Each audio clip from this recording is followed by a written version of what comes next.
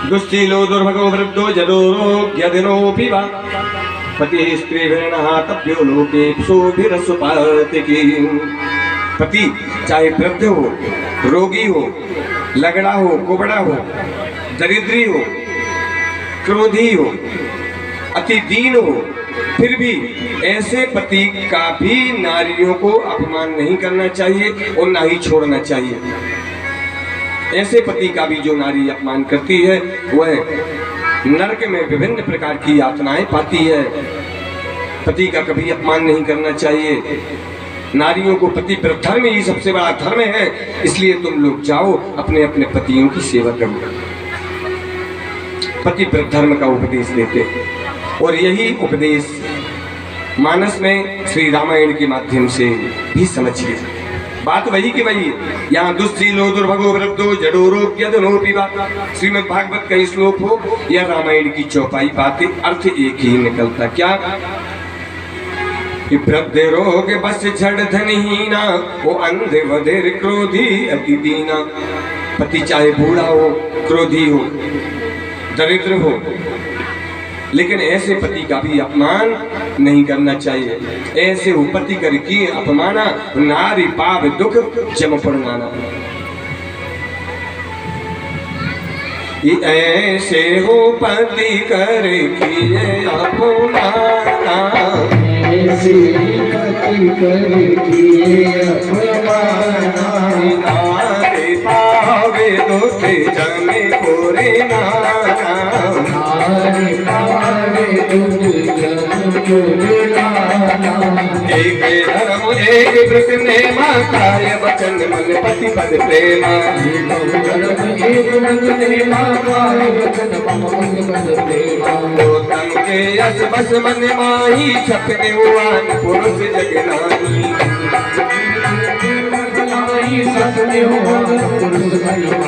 मध्यम पर पति देखे कैसे, दाता पिता पुत्र निज जैसे।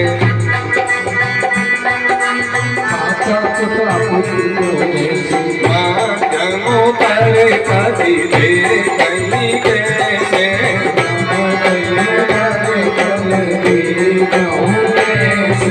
दाता पिता पुत्र निज जैसे।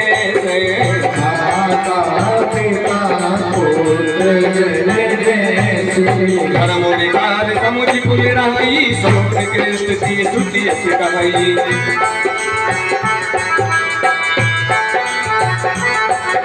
धर्म विचार समुझ कुल रही, सोने कृष्ण सी श्रुति अस कही।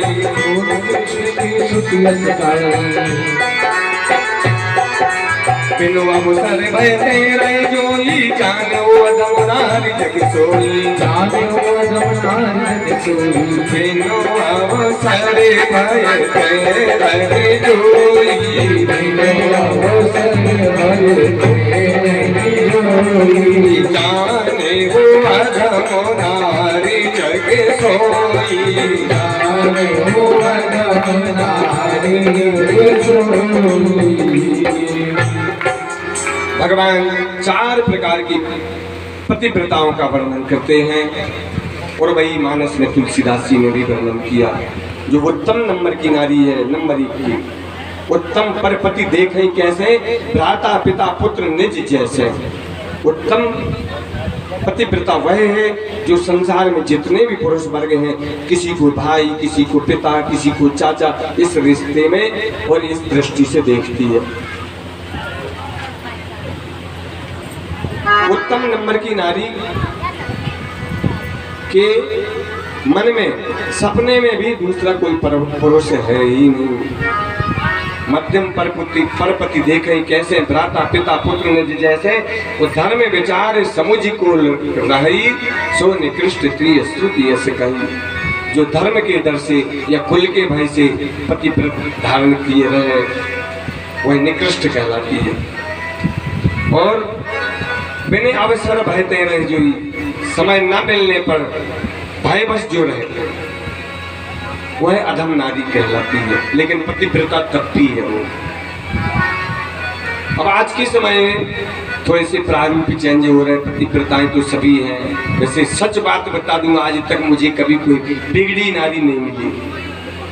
नारियां सब सुधरी होंगी, कहीं नहीं पता, लेकिन पतिव्रताएं जो सभी यहाँ थोड़ा सा प्रारूप अवश्य चेंज हो रहा है। एक जगह एक हमको बोला, पंडित जी मैं भी पतिव्रत धारण करती हूँ। मैंने कहा बहुत अच्छी बात है। वो कैसे? बोले जब तक वो घर में नहीं आ जाता भोजन नहीं करती। वो बात बहुत अच्छी साधना है। बोली साधना बाधना काहे की, जब वो आएगा बनाएगा तब तो खाऊंगी।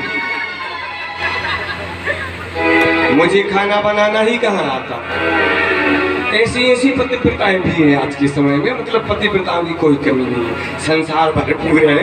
भगवान सभी को पतिव्रत धर्म दे, लेकिन भगवान श्री कृष्ण ने जो पतिव्रत धर्म की शिक्षा दी वह मैंने आप लोगों को निरूपित की। और उसके बाद में जब पत्नियां भी, जब भगवान उपदेश दे चुके तो भगवान के सारे उपदेश गोपिकाओं के एक ही वचन में फैल हो जाते हैं। भगवान मौन हो जाते हैं। क्या कहा गोपिकाओं ने? ठीक कहा प्रभु जी, हमें पतिव्रत धर्म ही धारण करना चाहिए, पति की ही सेवा करना चाहिए। बोले हाँ। तो मुझे एक बात बताइए, आपके सिवा क्या जगत में कोई दूसरा पति है?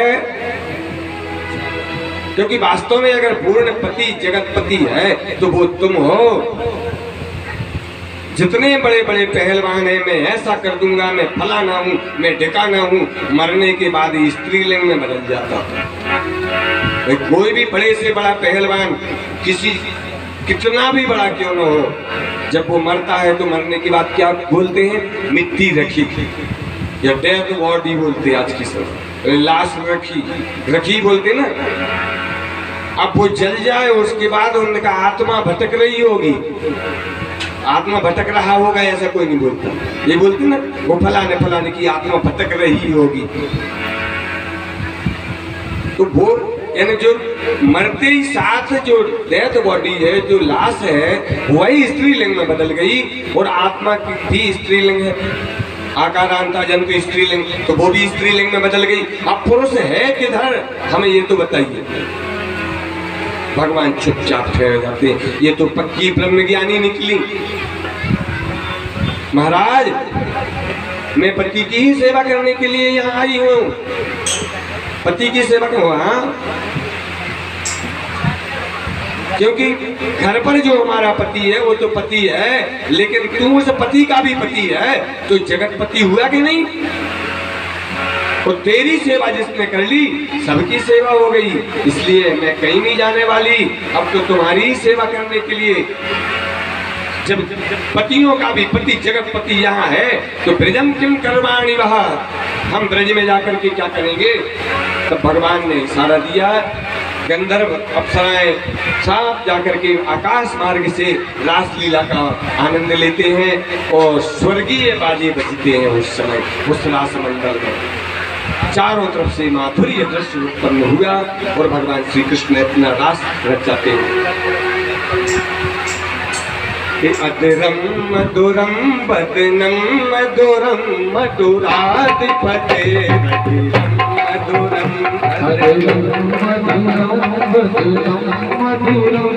मधुराधिपते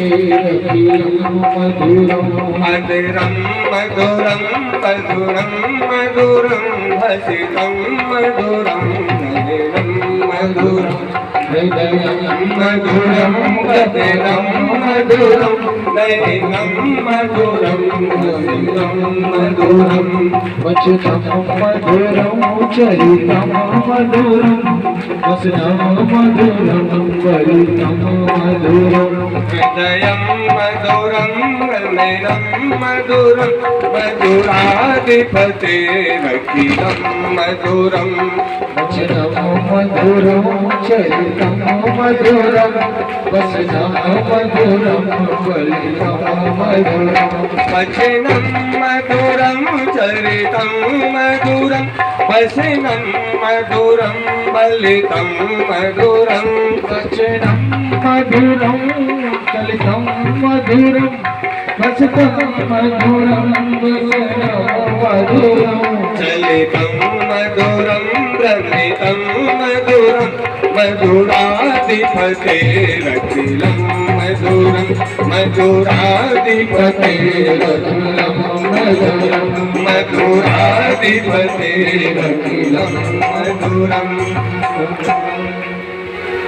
बोलो रास बिहारी भगवान की जय। चारों तरफ से सुंदर दृश्य, मनोहर रूप स्वरूप और भगवान श्री कृष्ण जितनी गोपिकाएं थीं, जितनी बालाएं थीं, उतने ही स्वरूप भगवान ने धारण किए थे। और भगवान ने जो है हर प्रत्येक गोपिका को बीच में, यानी हर प्रति गोपी को यह लग रहा था कि कृष्ण कन्हैया सिर्फ और सिर्फ मेरे पास है, मेरे साथ नाचो। बोलो आनंद कंद श्री कृष्ण चंद्र भगवान की जय। अब जैसे तैसे तो गोपिकाओं की मनोकामना पूर्ण हुई है। आज रात का अवसर प्राप्त हुआ है, तो हम चाहते रात भर भगवान श्री कृष्ण का रास रचता रहे। कथा के लिए यहीं पर इसीलिए हम विराम देते हैं। बोलो आनंद कंद श्री कृष्ण चंद्र भगवान की जय श्री राधे जय श्री कृष्ण।